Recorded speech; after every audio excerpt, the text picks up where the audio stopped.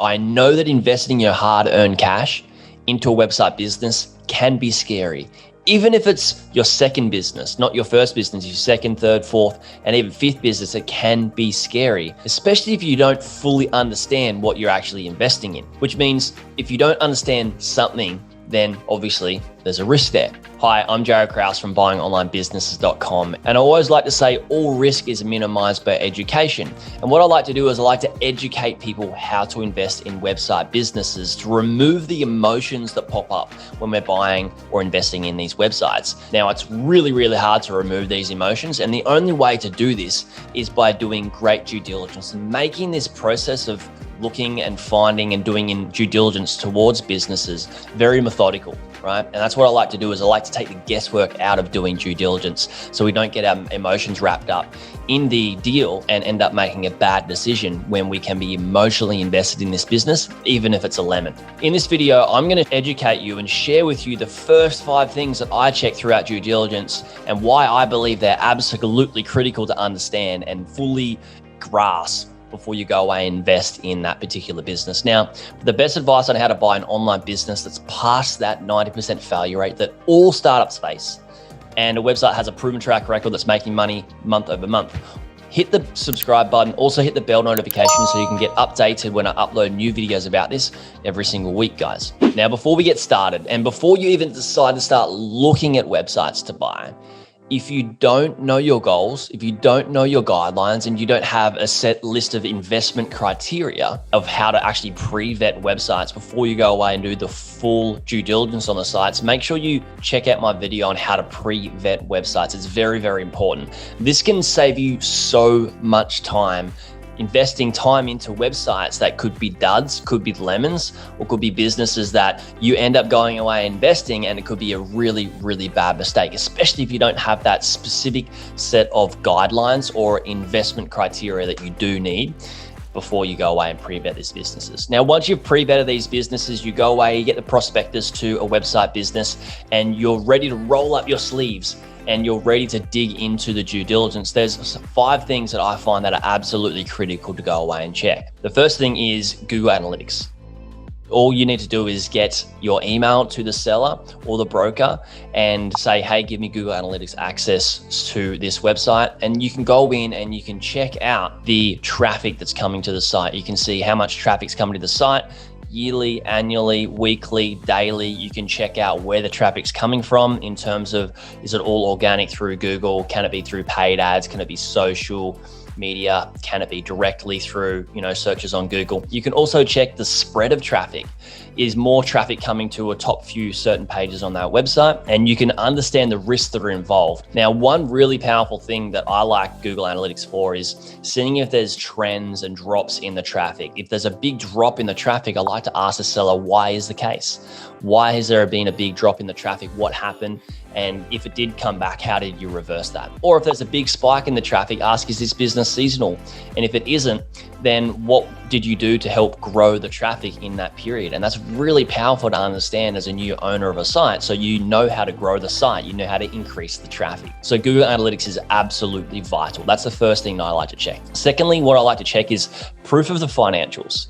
Now, what a lot of website brokers do or sellers is they give you screenshots of, say an affiliate account or an ad account or their merchant account in Shopify. Now, what I like to do is I like to actually get edit access, to their Shopify account, or see if I can get edit access to the affiliate account or the ad account and really dig in and look at that myself and see that, yes, I've got proof that this website is actually making that amount of money that they say in their profit and loss statement, and cross-correlate what's happening in the profit and loss statement with the proof of the financials that you're getting on their merchant or their Amazon affiliate account or, their advertising account. Make sure it actually makes sense, right? If you can't get edit access into their affiliate account or their ad account or Shopify, what I like them to do is have a call with you and do a screen share. Get them to share their screen and click the buttons and see that they're not just, taking a screenshot and editing something and throwing it up there. Not that many people do. I find most people don't do that,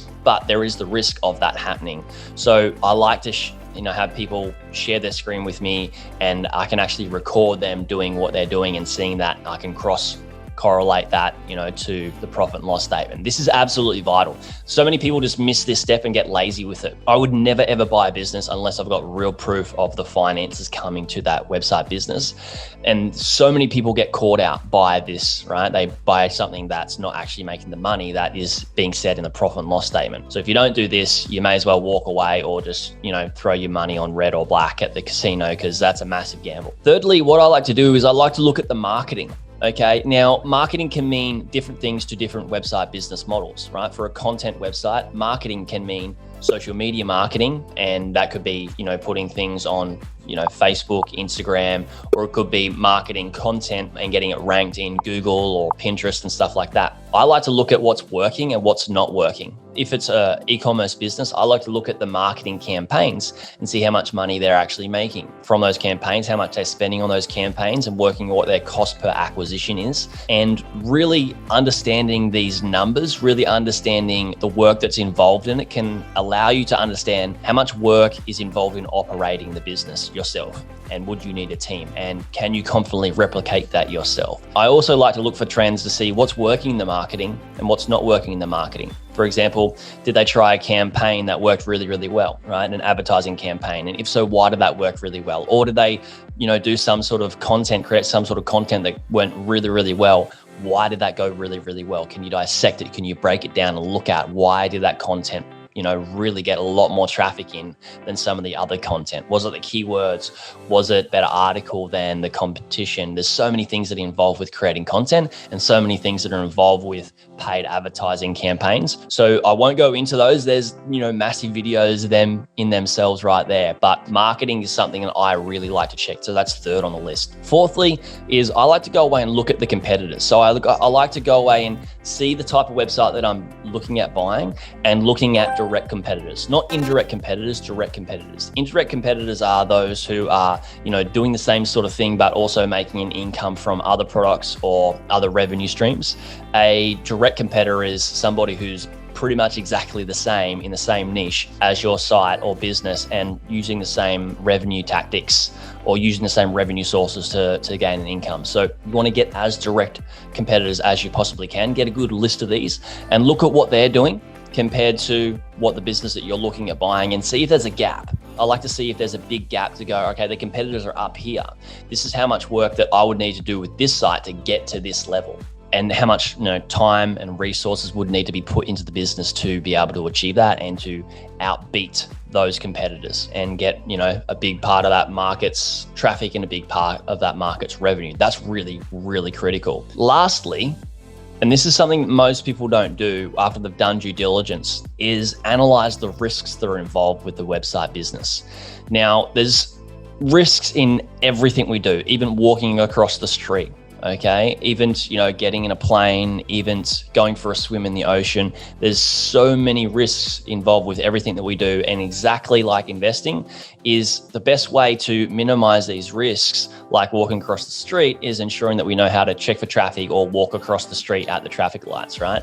Or when we're riding a bike, make sure we wear a helmet, right? Or when we're swimming in the ocean, we're doing it between the flags. So there's, a patrol beach, or we're confident swimmers. Now, when you analyze the risk of a website business, you need to be able to understand where the income's coming from and where the traffic's coming from. This is what I find are the two most important metrics. And if there's any risk involved with those, is look at how much risk is involved and what would it require you to do to remove or at least minimize that risk. For example, most content sites are single source dependent on Google traffic or organic traffic from Google. Most content sites, 90% of their traffic, sometimes more, 85 to 90 or more percent of their traffic comes from Google, which means if Google changes their algorithm and you're not compliant with the Google policies or the terms, or what they actually want from your website to be able to rank them quite highly, is that you can lose a bunch of traffic, right? If you can go from 90% of your traffic from Google, and your Google algorithm updates and you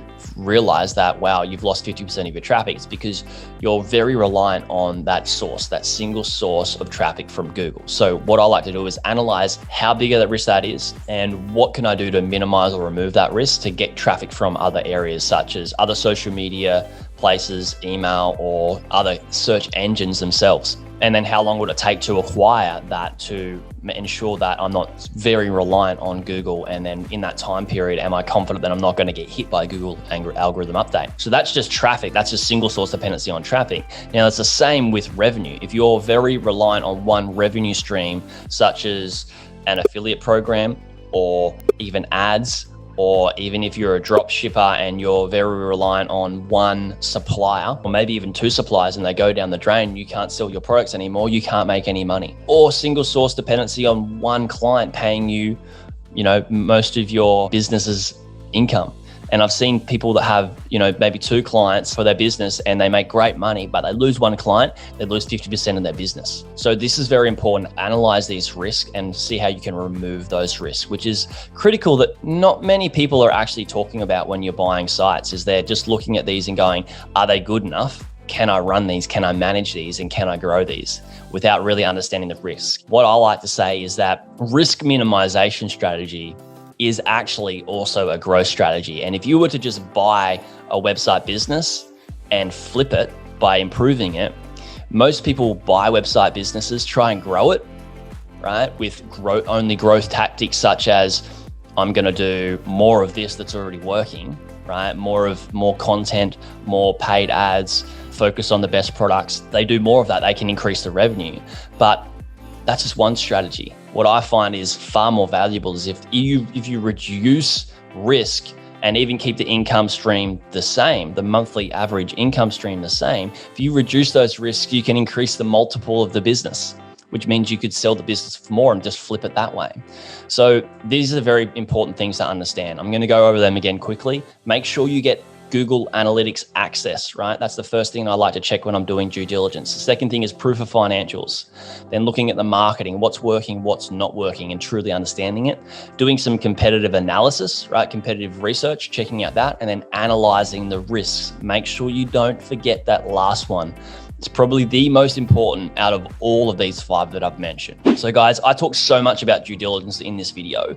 Now, I also have a free gift for you. It is my due diligence framework. I created this for you so you can take the guesswork out of doing due diligence. It's a framework where you can know exactly what information you need to get from the business and information that you need to ask the seller about, and compile that information into this framework that can allow you to actually analyze this business, analyze the risk, and make an educated decision based off facts. If you want this, go away and click the link below. It's my due diligence framework. You can check that out. You just need to chuck your email in and your name, and you can get that for free. People have said that I'm a bit crazy and I'm a bit nuts for giving this away for free because it is so valuable. It's something that so many people on my podcast listeners listen to and on my email list use, even if they're not my clients. So make sure you go away and get that. It's really going to help you when you're coming to investing in website businesses. If you guys have any questions, please ask those questions into the comments. I love when you guys get to interact with me, and I love that you ask questions, and I love when you actually suggest things that I should be talking about in regards to buying website businesses and growing them, even removing risks and all the things that are involved with investing in website businesses. So please comment any questions you have below, say hi, and I look forward to seeing you on the next video.